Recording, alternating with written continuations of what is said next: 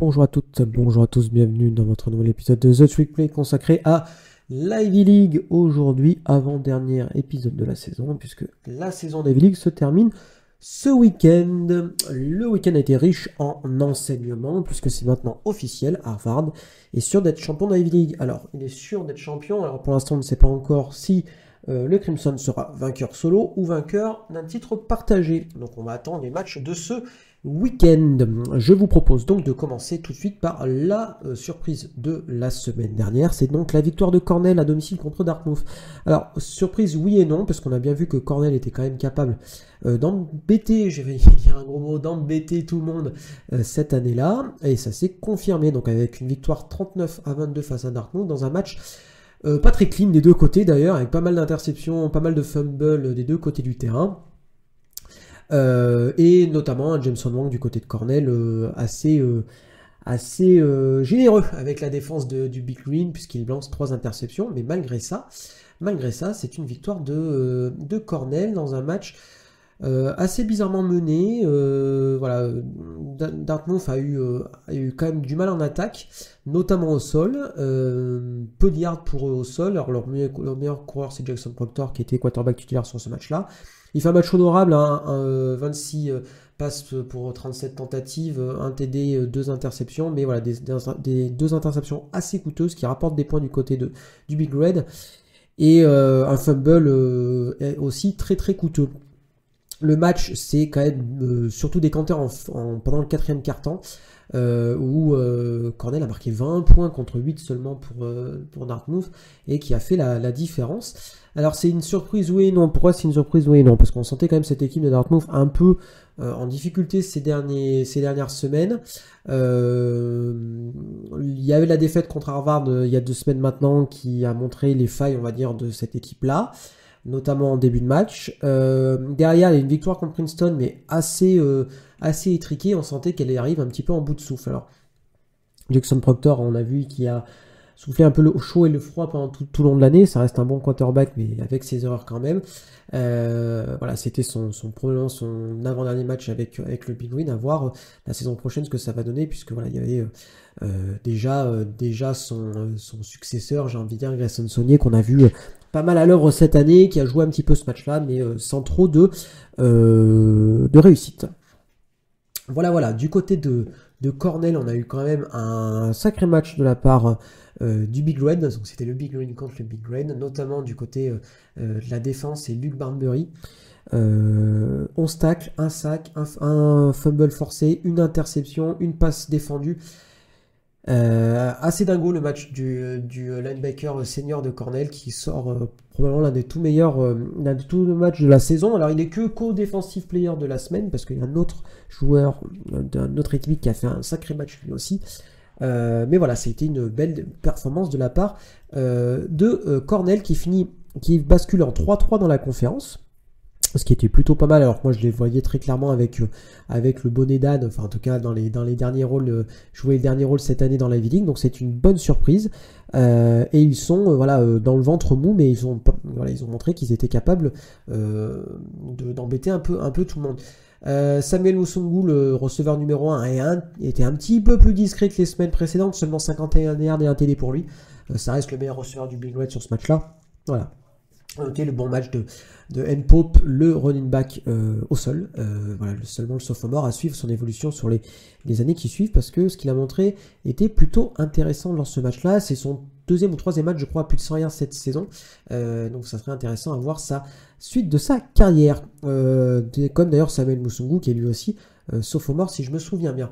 Alors Jameson Wang va quitter probablement le Big Red la saison prochaine. Donc la question on va dire de l'attaque va se poser, mais en tout cas il y a déjà des pierres qui sont déjà posées et que ça va être intéressant à suivre la saison prochaine.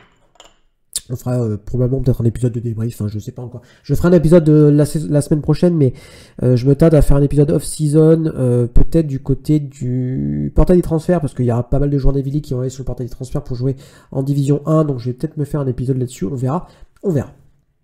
Donc cette défaite du Big Green, entache un peu leur bilan. Ils basculent à 4-2 en conférence, et puis surtout, alors qu'ils étaient bien partis pour remporter la conf, là ça va être plus compliqué. Il va falloir qu'ils remportent leur dernier match au week-end contre Brown, ce qui est tout à fait possible. Et d'un autre côté, que Harvard perde contre Yale, c'est possible aussi, on verra tout ça un petit peu plus tard. Et bien on va aller voir maintenant du côté de Harvard, Harvard qui s'est imposé avec difficulté du côté de Penn, victoire 31-28, un match haut en fait, notamment du côté de l'attaque de Harvard, puisque Jaden Craig, le quarterback de Crimson, a été blessé après un choc assez violent au milieu du premier quart, pardon. Ce qui fait que c'était Charles Deprima qui a pris sa place de titulaire et qui sort d'ailleurs un match tout à fait correct, 13 sur 18, un TD à la passe et plus de 120 yards au sol et un TD au sol. Donc voilà, donc il a fait Charles Deprima a fait du Charles Deprima comme on a l'habitude. Et les Quakers n'ont pas réussi à trouver de réponse à ça. En face, Liam O'Brien a fait le taf, mais moins explosif que le match précédent, mais quand même 13 sur 18 et 3 TD pour lui. Malachi Osley, le running back numéro 1 de Penn, pareil, un gros match pour lui, 143 yards au sol avec une moyenne de 8,4 yards. Il y a une course de 55 yards qui fausse un peu les stats, mais voilà, ça montre qu'il a quand même bien avancé. Et du côté du corps de receveur, Jared Richardson, encore une fois cette saison, assez discret, seulement 3 réceptions pour 35 yards pour lui. C'est BC Owen qui a été le grand artisan de l'attaque des Quakers sur ce match-là, 107 yards de TD.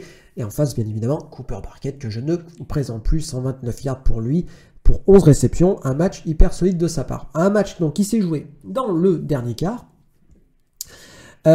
Puisque il me semble que Penn menait de 10 points, il faut que je retrouve ça, mais oui, c'était Penn qui menait de 10 points à l'orée du dernier quart-temps. Ils étaient même menés de 14 points dans le troisième quart-temps. Voilà, après il y a eu un très bonne fin de match avec notamment un TD et un stop défensif, alors pas vraiment défensif mais plutôt un field goal loupé de la part de Penn. Derrière, Harvard remonte le terrain et vont marquer un field goal au buzzer pour l'emporter 31-28. C'était un match assez sympa à suivre. On s'y attendait avec une attaque, de grosses attaques face à face. Voilà, on n'a pas été déçus. Harvard qui montre aussi qu'ils sont prenables, Je pense que Yale a dû bien noter tout ça dans leur petit carnet, parce que la défense est quand même, encore une fois, pas exempt de tout reproche. Alors, effectivement, elle tient, mais elle encaisse 28 points, elle encaisse quasiment 400 yards face à une attaque de Penn qu'on sait explosive, c'est pas trop le souci. Mais voilà, Liam O'Brien, ça reste un quarterback avec peu d'expérience, donc je m'attendais à ce qu'il ait un peu plus de difficultés, mais ce n'a pas été le cas. Voilà, toujours est-il que on s'en fout finalement de gagner de 5 ou de 3 ou de 150 points. Le but, c'est la win. Victoire donc de Harvard, 5-1 en conférence, 8-1 bilan général sur l'année. Et voilà, et puis il faut rendre à César ce qui appartient à César. Je baisse ma casquette, mon chapeau, mon bonnet à Andrew Rich, le nouveau head coach de Harvard, qui mine de rien est quand même champion pour sa première année à la tête du programme. Ce qui est quand même assez incroyable pour être souligné. Je faisais partie des gens qui n'étaient pas hyper emballés parce que je connaissais pas trop le bonhomme, pour être tout à fait honnête. Pas mal d'alumni de Harvard était aussi dans le même état que moi et un peu dubitatif dans ce choix pour remplacer Tim Murphy. Il nous a fait taire. Il a pris une équipe en main qui a été déjà championne de la Big League l'année dernière, parce qu'on se souvient, le titre avait été splitté en 3 entre Yale, Dartmouth et Harvard, et il prend une équipe qui est victorieuse, il continue avec la squad victorieuse. C'est quand même une sacrée performance de sa part, donc excusez-moi Monsieur Rich, je me suis planté. Voilà. On va passer sur les 2 derniers matchs de la semaine. On va commencer, on va faire le Yale Princeton, qui c'était un match assez sympa à suivre parce que pas mal de points, 42-28 dans un match où les défenses n'ont pas forcément brillé, mais pour une fois l'attaque de Princeton a été plutôt correcte. Alors ils ont peut-être trouvé leur carburation, ils ont fait beaucoup plus passer Blenipa que les matchs précédents, quasiment 40 passes pour lui. Alors il y a un peu de déchets, 23 seulement réussites, une interception. Mais voilà, on a eu un peu de vie en attaque, c'était incroyable, et ils ont même mené au début du 3, juste après la mi-temps, 28-21, chose qui n'était pas arrivée depuis longtemps, autant de points de la part des Tigers. Malheureusement pour eux, ça fait une défaite à la sortie, bilan de 1-5 en conférence, et je pense qu'ils sont malheureusement bien partis pour être dernier d'Ivy League cette année. Il leur reste peine cette semaine à jouer, je pense que ça va être un petit peu compliqué. Toujours est-il qu'ils ont montré qu'en attaque, c'était peut-être possible de faire quelque chose, on va voir ce que ça va donner. Donc voilà, du côté de Yale, ils ont surtout utilisé le jeu au sol. Grant Jordan n'a pas eu trop à forcer son talent, même s'il a été très efficace, 13 sur 16 à la passe pour 2 TD et 140 yards, mais quasiment 300 yards au sol avec notamment Joshua Pitsenberger, le running back senior qui sort très clairement, non, il est junior, Pitsenberger, pardon, il est junior, qui sort qui sort son meilleur match de l'année avec 159 yards de TD et une moyenne de 6,4 yards à la course. Voilà, les Tigers qui ont eu énormément de mal à arrêter l'attaque de Yale, voilà, qui a été quasiment inarrêtable, notamment au sol. À noter du côté de Yale aussi l'excellente performance, là aussi, je pèse mes mots, de Inumindu Ayo Douraye, le linebacker, 2 sacs, 9 plaquages, un fumble forcé, une interception. Voilà, ça a été assez incroyable comme match pour lui. D'ailleurs, son fumble forcé, derrière, il y a TD sur le fumble qui force, puisque c'est réceptionné par un camarade. Voilà, et puis son interception d'ailleurs, c'était juste avant la fin du match et a permis le fait de sceller la victoire pour les Bulldogs qui arrivent bien lancés en cette fin de saison et qui vont vouloir, je pense, jouer les troubles faites contre leurs grands ennemis de toujours à Harvard cette semaine. On y reviendra bien évidemment. Dernier match de la semaine, c'était probablement le match le moins intéressant en termes de qualité de football. Alors moins intéressant, oui, et non, le moins intéressant pour le présent, peut-être le plus intéressant pour l'avenir. Pourquoi pour l'avenir? Je m'explique. Donc Columbia qui s'est imposé du côté de Brown 21-12. Paradoxalement, il y a eu pas mal de yards, mais il y a eu une incapacité assez incroyable des deux équipes à marquer des points. Du côté de Columbia, le grand bonhomme de ce match-là, alors, c'est Bryson Canty, le receveur. 6 réceptions, 183 yards, 2 TD, 2 TD de plus de 50 yards. D'ailleurs, un des meilleurs matchs, toute Ivy League confondue sur le poste de receveur cette saison-là. Alors pourquoi c'est intéressant? Parce que Bryson Canty, il est très clairement, je pense, parmi les joueurs qu'on pourrait retrouver l'année prochaine en FBS. Alors j'ai vu une stat passer, j'ai vu Pro Football Focus, et il est genre un des meilleurs receveurs du pays, toute division confondue. Voilà. Bon, alors c'est Pro Football Focus, il faut mettre parfois un peu d'astérix sur les notes qu'ils mettent aux joueurs, etc., mais ça veut dire quand même ce que ça veut dire. Alors voilà, donc la question c'est de savoir est-ce qu'il va terminer, il est senior, donc voilà, donc s'il est diplômé à la fin de la saison, il devra partir de Columbia, et donc je pense qu'il pourrait être une cible assez intéressante quand même pour pas mal d'équipes de FBS, donc à suivre bien évidemment. Donc c'est intéressant pour vous qui écoutez, et que peut-être vos équipes sont en attente d'avoir un receveur qui peut apporter des yards, parce que très clairement, il fait la meilleure saison d'Ivy League. Il est à 720 yards sur la saison. Alors il va en 2022, parce que l'année dernière il s'était blessé, il avait très peu joué. En 2022, il avait fait une saison à 744 yards. Là, il est à 720 yards, donc il est bien parti pour battre ce record-là.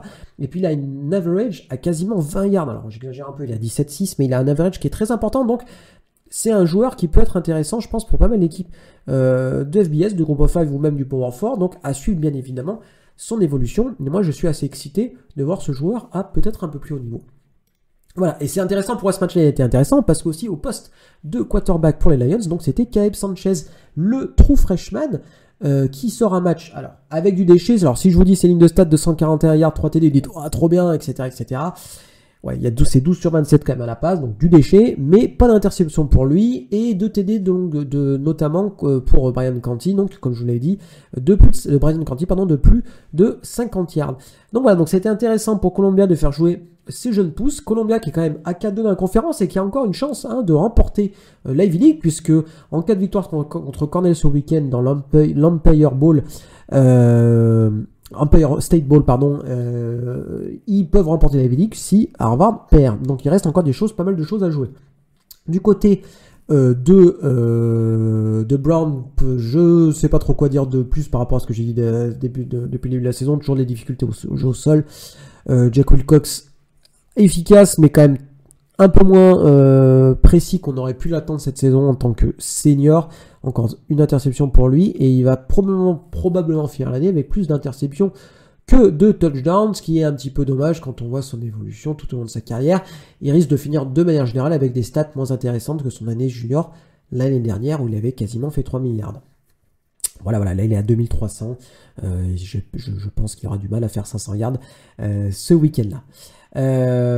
Voilà pour concrètement les matchs de la semaine dernière. Donc avant d'attaquer les matchs de cette semaine, petit rappel, on va dire, du classement de l'Ivy League. Harvard est avec 5 victoires et 1 défaite et au moins assuré d'un titre partagé. Derrière, 2 équipes à 4-2, Dartmouth et Columbia. 2 équipes à 3-3, Cornell et Yale. 2 équipes à 2-4, Pennsylvania et Brown. Et dernier, Ebonenan pour Princeton en 1-5. Maintenant, on va pouvoir se projeter sur la semaine qui arrive avec notamment, on va commencer par le match le plus important de l'année en Ivy League, peu importe ce qui se passe, c'est bien évidemment The Game entre Harvard et Yale. De manière générale, hein, c'est un week-end de rivalité. On a la rivalité entre les 2 équipes de l'État de New York, entre Cornell et Columbia. On a le Yale Harvard et bien sûr Pennsylvania Princeton et Brown Dartmouth qui sont peut-être des... Alors pour Dartmouth Brown, c'est peut-être pas le match le plus important de leur saison, mais Princeton par exemple est un match important pour les 2 équipes et un match de rivalité aussi. On va commencer donc par The Game, 18h, heure française. Alors 3 matchs à 18h, un match à 19h. Le Yale Harvard était disponible sur ESPNU et ça c'est cool. Alors je sais, vous me direz, oui mais Baptiste, il y a Indiana Ohio State, blablabla, tout à fait. Je suis d'accord avec vous, moi je m'en fous un peu de ce Indiana Ohio State puisque les 2 équipes sont quasiment sûres d'être qualifiées pour le College Football Playoff, pour être tout à fait honnête, et que il a peu d'implication ce match-là à mes yeux. Voilà, ça c'est ma vision, vous avez le droit de pas être d'accord avec moi, mais ça fait partie des arguments pour lesquels je trouve ce passage à 12 complètement inutile et alors effectivement, il y a plein de matchs qui auraient peut-être été sans importance avant et qui ont de l'importance très bien, mais les matchs qui avaient énormément d'importance maintenant ont simplement un peu d'importance. Donc je trouve que c'est diluer les grands matchs de college football pour mettre un peu des intéressants un peu partout, mais personnellement, ça ne me convient pas. Voilà. Donc Yale du côté de Harvard, je vais regarder le spread en direct parce que je n'ai même pas regardé. Alors je pense que Harvard est légèrement favori. Alors la blessure de Jaden Craig va forcément jouer sur le spread.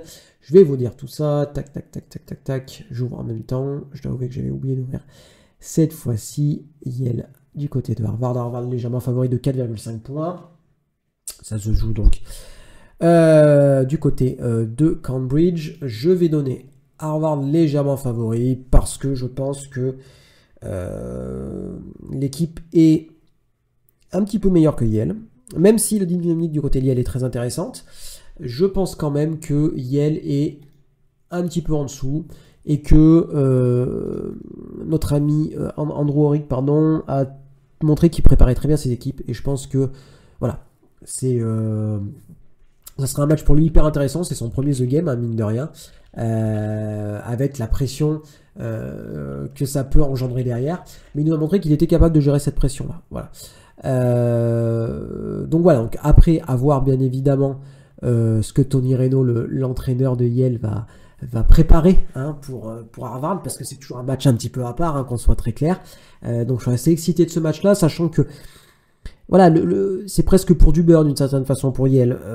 Une victoire lors de ce match-là ne changera pas leur destinée en termes de remporter la Ivy League. Par contre, ça peut faire la différence entre un titre seul pour Harvard, et un titre partagé qui a quand même pas la même saveur, qu'on soit très clair, à la fin de l'année. Voilà. Donc je pense que Yale aura comme motivation, bien évidemment, empêcher Harvard d'être seul vainqueur de la Ivy League, puisque je le répète, en cas de victoire de Harvard remporte la Ivy League seul. En cas de défaite de Harvard, il faudra voir ce que fait Dartmouth et Columbia. Voilà pour ce match-là. Alors, où les clés... alors, du côté de Harvard, ça sera Chargé Prima qui va prendre le poste de quarterback. Il est peut-être un peu plus rouillé, puisque on l'a un peu moins vu cette saison que la saison dernière, puisque Jaden Craig a été quarterback titulaire. Alors, j'ai pas vu les infos si Jaden Craig allait être absent, mais vu la blessure, je le vois mal jouer ce match-là. Voilà. Grant Jordan aussi va être un peu sous le feu des projecteurs. Alors bon, ça joue en plein jour, mais vous voyez ce que je veux dire. Donc voilà, à voir. Probablement le dernier match de Charles Prima du côté de Harvard aussi, c'est relativement important. Voilà, il y a des seniors qui s'arrêtent là, Shane McCollin aussi. Donc à voir ce que ça va donner du côté d'Harvard, que je donne légèrement favori. Après, attention à cette attaque de Yale qui fonctionne très bien. Pitsenberger, s'il est capable de refaire le même genre de match que la semaine dernière, attention aussi. Et la défense de Yale est aussi capable de forcer les turnovers. Alors du côté de Harvard, c'est deux équipes qui se ressemblent un petit peu, je trouve. Et donc c'est pour ça que ça va être intéressant. Même si je donne légèrement l'avantage à Harvard pour l'expérience, notamment au niveau de l'attaque par rapport à Yale. Match donc à 18h sur ESPNU, match que je vais regarder bien évidemment et suivre avec la plus grande des attentions. Deuxième match à 18h. Alors, deux matchs hyper importants qui ont lieu en fait tous les 3 à 18h pour des questions, on va dire, d'équité sportive. Donc c'est Brown du côté de Dartmouth et Cornell du côté de Columbia.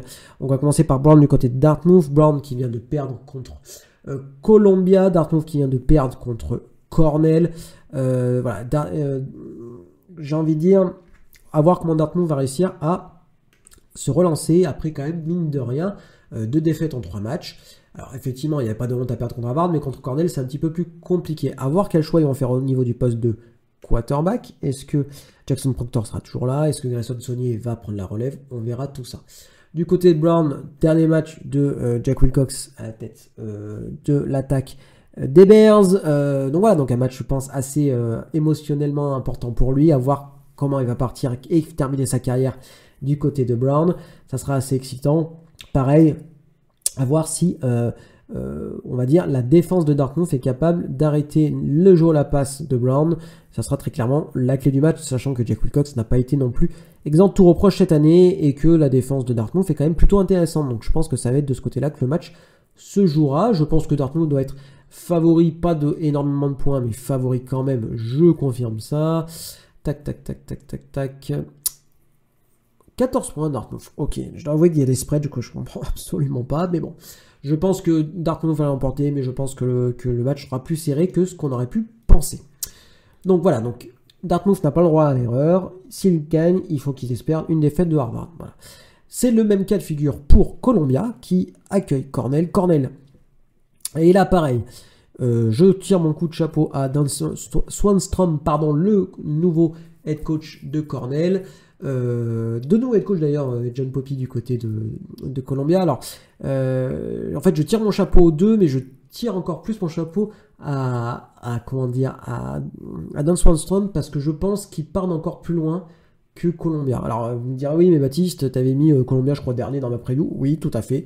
Mais il y avait quand même pas mal de joueurs intéressants qui revenaient du côté de Columbia et que je vais peut-être sous-estimer cet aspect-là. Donc voilà, donc deux nouveaux head coachs qui se rencontrent, deux head coachs qui sortent de saison tout à fait correctes, notamment Columbia avec John Poppy bien évidemment. Donc à voir, un match qui va être intéressant entre le true freshman quarterback de Columbia et Jameson Wang, le quarterback de Cornell. Donc ça va être un match plutôt cool. À voir si Caleb Sanchez est capable de sortir 2 bons matchs de suite au poste de quarterback.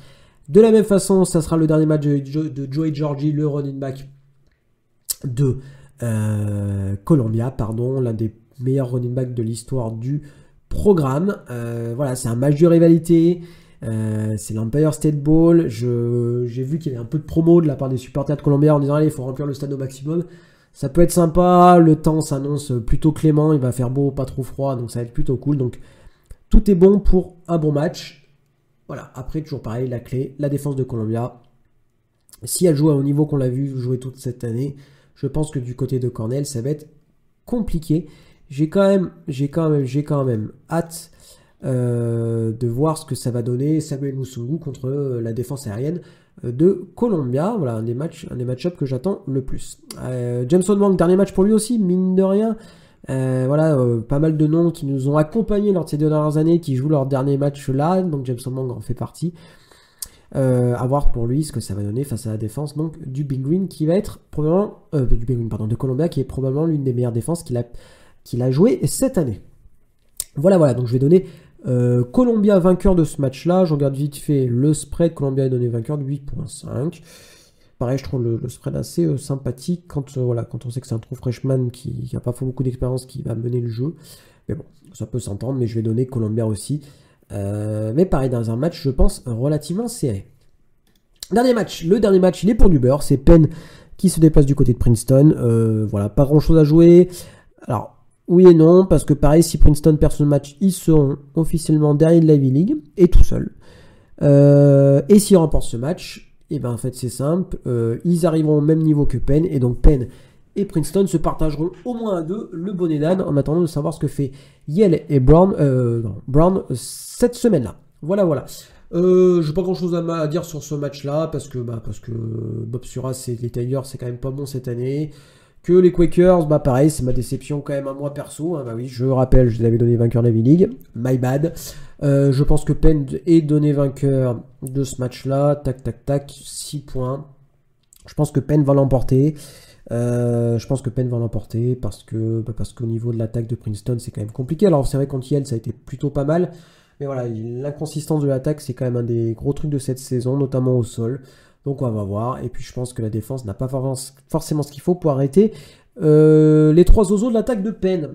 Même si la Bryan, c'est pas forcément effectivement Aidan Sein. On est bien d'accord là-dessus. Voilà, voilà. Donc voilà pour la preview de ce dernière semaine de compétition. On fera un épisode de débrief la semaine prochaine. Et puis voilà, peut-être un intersaison. Je verrai en fonction de mes envies, des infos que j'ai chopées, etc., etc., ce que j'ai lu à droite, à gauche. Donc je répète. À 18h, Yale face à Harvard sur ESPNU. À 18h, Brown contre Dartmouth. À 18h, Cornell face à Columbia. Et à 19h, Pennsylvania du côté de Princeton. Voilà, voilà pour la dernière semaine de compétition de la Ivy League. Voilà, il y a encore des choses à jouer, aussi bien en haut que en bas de la ligue. Voilà, voilà.